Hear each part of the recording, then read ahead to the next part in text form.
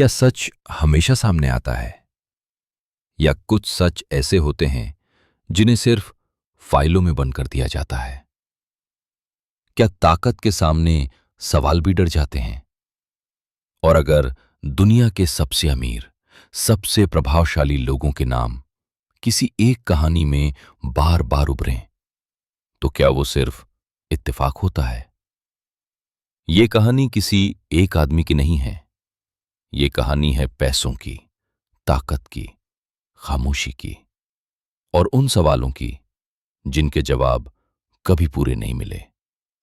इन्हें ही आज दुनिया एप्स्टीन फाइल्स के नाम से जानती है। अंधेरा हमेशा अचानक नहीं आता।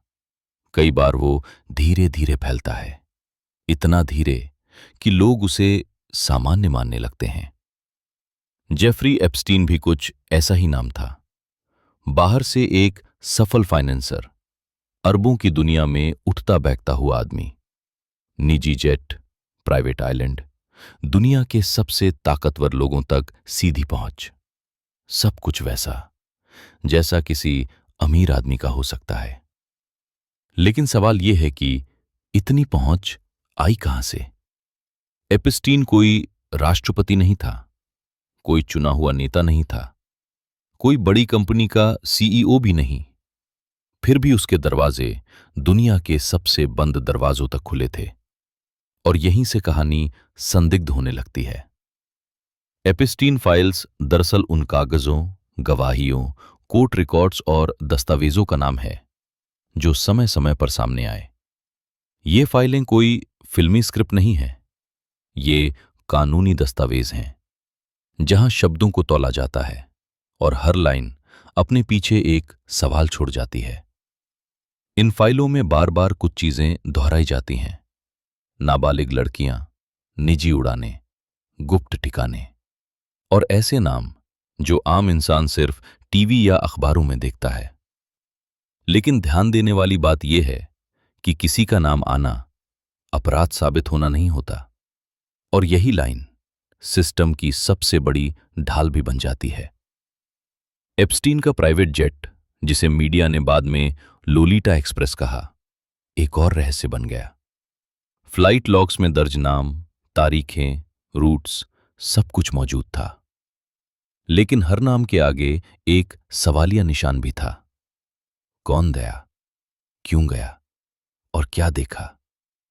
फिर आता है वो द्वीप, एक छोटा सा निजी आइलैंड जो बाहर से किसी अमीर आदमी का छुट्टी मनाने का ठिकाना लगता था।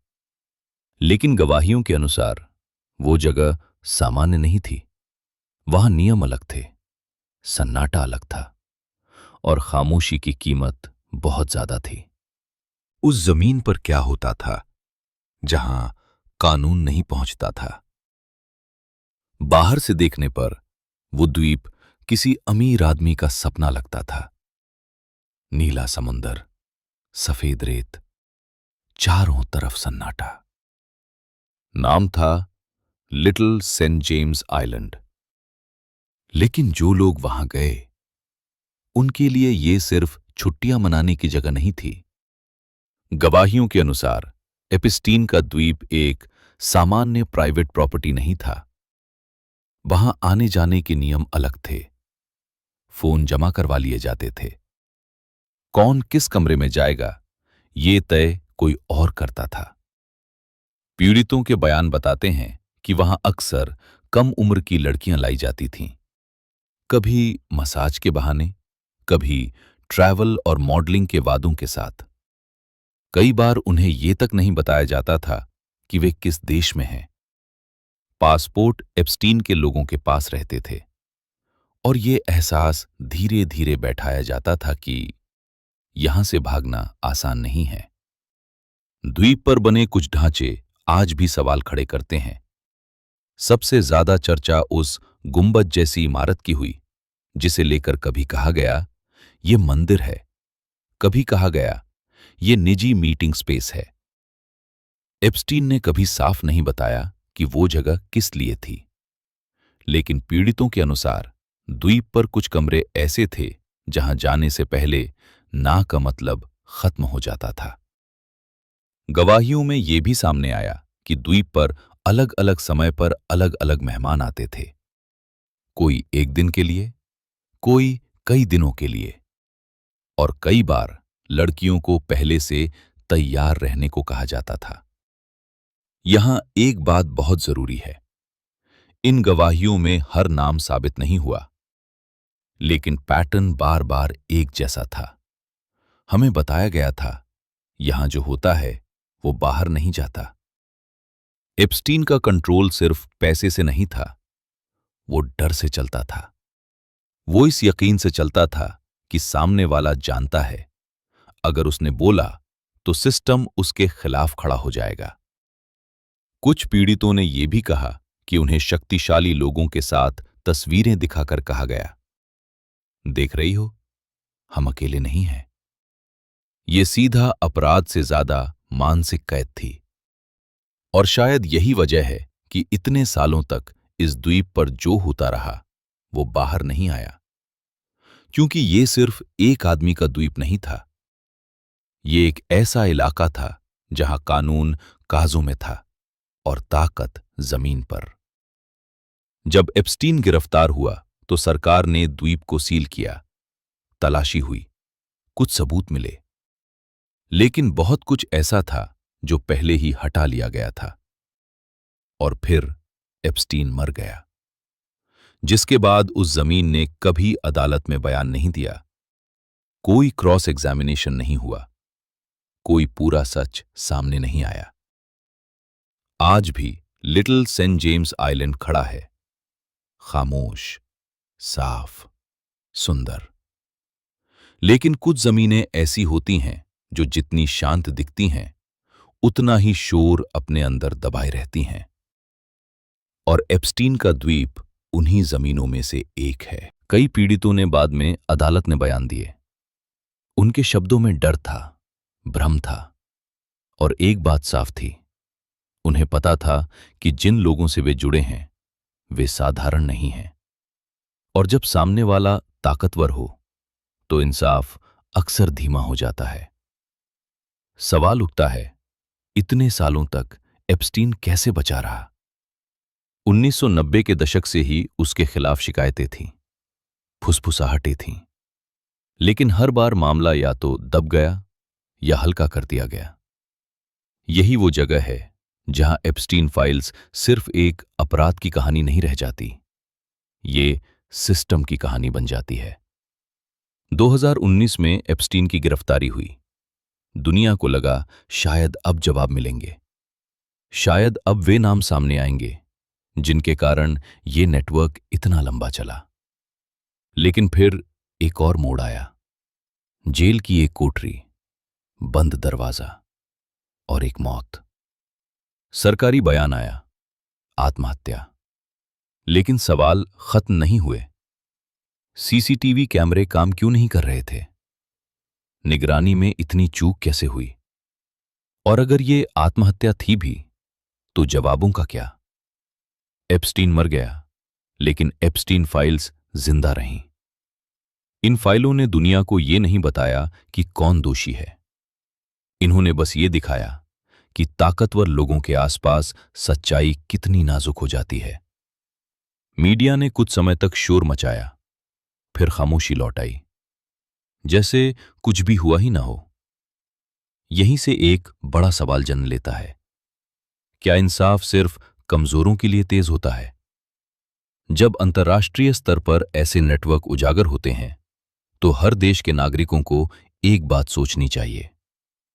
भारत जैसे लोकतंत्र में भी अगर कभी ऐसा कोई मामला सामने आए जो वैश्विक ताकतवर नेटवर्क से जुड़ा हो, तो क्या हम पूरी पारदर्शिता की मांग कर पाएंगे, या हम भी फाइलों की भाषा में ही सच्चाई खोजते रहेंगे? ये सवाल किसी एक नेता का नहीं है, ये सवाल सिस्टम का है। एप्स्टीन फाइल्स हमें ये नहीं बताती कि किसने क्या किया, वे बस ये दिखाती हैं कि जब पैसा, रसूख और सत्ता एक ही कमरे में बैठ जाएं, तो सच्चाई अक्सर बाहर खड़ी रह जाती है। और शायद सबसे डरावनी बात यही है कि कुछ सवाल ऐसे होते हैं जिनका जवाब न मिलने के बावजूद दुनिया आगे बढ़ जाती है। क्योंकि अंधेरा हमेशा जीतता नहीं, लेकिन हर बार हारता भी नहीं। यही से कहानी एक और परत खोलती है। एप्स्टीन फाइल्स का असली डर उन नामों में नहीं है जो कागजों पर दिखते हैं। असली डर उन नामों में है जो दिखते ही नहीं। क्योंकि हर सिस्टम जानता है, सबसे सुरक्षित जगह वही होती है जहां सवाल पूछने वाला ही ना बचे। एप्स्टीन के मरने के बाद कई लोगों ने राहत की सांस ली। शायद इसलिए नहीं कि इंसाफ मिल गया, बल्कि इसलिए कि अब कुछ सवाल हमेशा के लिए रुक गए। अदालतें चल सकती थीं, गवाह बुलाए जा सकते थे, नेटवर्क की परतें खुल सकती थीं, लेकिन एक मौत ने पूरी प्रक्रिया को अधूरा छोड़ दिया। और अधूरा इंसाफ अक्सर सबसे आरामदेह होता है ताकतवरों के लिए। फिर धीरे धीरे फाइलें खुलने लगीं। कुछ नाम काले किए गए, कुछ बयान अधूरे छोड़े गए, कुछ दस्तावेज राष्ट्रीय सुरक्षा के नाम पर सील कर दिए गए। और यहीं पर एप्स्टीन फाइल्स सिर्फ एक केस नहीं, बल्कि एक पैटर्न बन जाती है। इतिहास गवाह है, जब भी कोई मामला सत्ता की ऊंचाई तक पहुंचता है, तो भाषा बदल जाती है। अपराध शब्द आरोप में बदल जाता है, सबूत शब्द परिस्थिति जन्य बन जाता है, और जांच अक्सर प्रक्रिया कहलाने लगती है, जो कभी पूरी नहीं होती। एक सवाल बार बार उभरता है, अगर एप्स्टीन अकेला था तो इतना बड़ा नेटवर्क कैसे चला? अगर वो सिर्फ एक व्यक्ति था तो इतने प्रभावशाली लोग उसके इर्द गिर्द क्यों दिखाई दिए? इन सवालों का कोई सीधा जवाब नहीं मिलता, लेकिन फाइलें एक बात साफ करती हैं, ये मामला सिर्फ व्यक्तिगत नहीं था, ये संरचनात्मक था। ये उस सिस्टम का हिस्सा था जहां ताकत अपने ही नियम बनाती है। पीड़ितों की गवाही यहां सबसे भारी पड़ती है। उनके बयान किसी सनसनीखेज फिल्म जैसे नहीं हैं। वे टूटे हुए हैं, असंगत हैं, कभी कभी विरोधाभासी भी, लेकिन यही उनकी सच्चाई है। ट्रॉमा कभी सीधी लाइन में नहीं चलता, और जब सामने वाले के पास पैसा, वकील और समय तीनों हों, तो सच को साबित करना और भी मुश्किल हो जाता है। कई पीड़ितों ने यह भी कहा कि उन्हें साफ संकेत दिए गए थे, तुम जानती नहीं हो तुम किसके खिलाफ जा रही हो। ये वाक्य किसी धमकी से ज्यादा एक सिस्टम का परिचय होता है। एप्स्टीन फाइल्स में बार बार एक और चीज दिखती है, साइलेंस डील्स, समझौते, एनडीए और ऐसे सेटलमेंट्स जिनमें पैसा बोला और सच्चाई चुप हो गई। कानूनी तौर पर सब सही, नैतिक तौर पर सब धुंधला। और यही वो धुंधलापन है जिसमें ताकत फलती फूलती है। मीडिया की भूमिका भी सवालों के घेरे में आती है। कुछ रिपोर्ट्स छपीं, कुछ चैनलों ने हिम्मत दिखाई, लेकिन फिर खबरें बदली, ट्रेंड्स बदले, एल्गोरिदम आगे बढ़ गया और एप्स्टीन फाइल्स धीरे धीरे पुरानी खबर बन गई। ये भी सिस्टम का हिस्सा है, क्योंकि आज की दुनिया में सच्चाई का जीवन काल वही होता है जितना समय वो क्लिक दिला सके।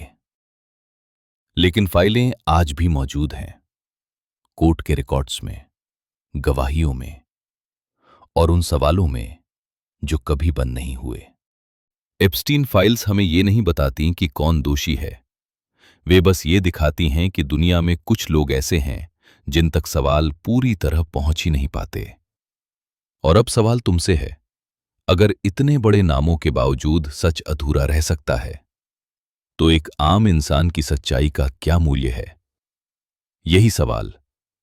ये कहानी किसी एक आदमी की नहीं, ये आईना है, आईना उन लोगों का जो सवाल पूछने की हिम्मत नहीं रखते और उन सवालों का जो कभी जवाब नहीं पाते।